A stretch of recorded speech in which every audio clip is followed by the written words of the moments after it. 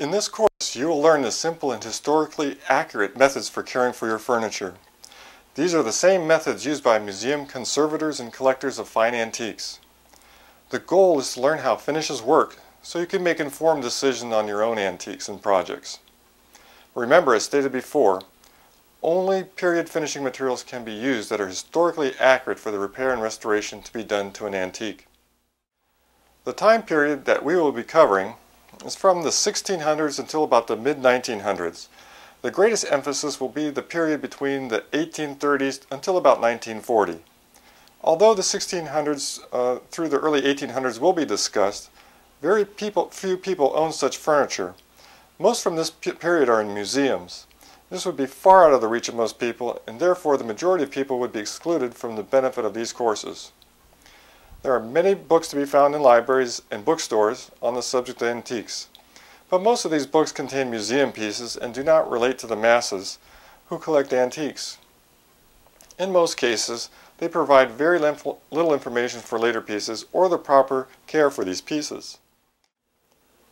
Here is a mortise and tenon joint from a table from the early 1800s, and you can see the imperfections, and because it was handmade and done with a chisel. Where the graining changes, you can see the grain here does not flow to the grain that's on the top, because this piece here is actually here.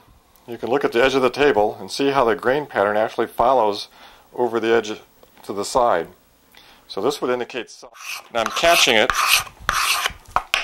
in this paper plate here, because what I'm going to do with that is then put the shavings into the antique. First, you need to know how that finish was created. What materials were used to create that finish? How was it applied?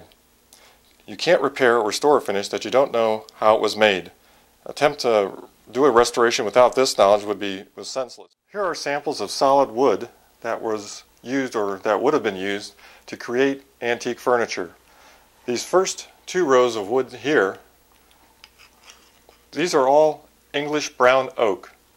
So actually this is all the same type of wood, but you can see all the different variations.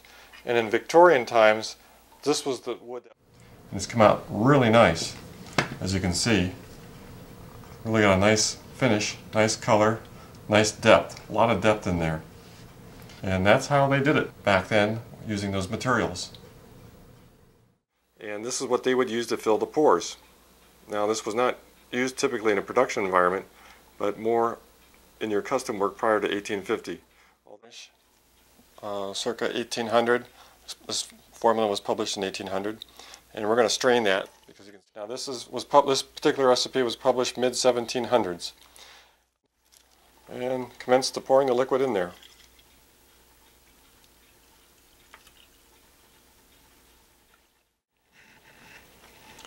All we have left of the resin feels just like clay and breaks apart.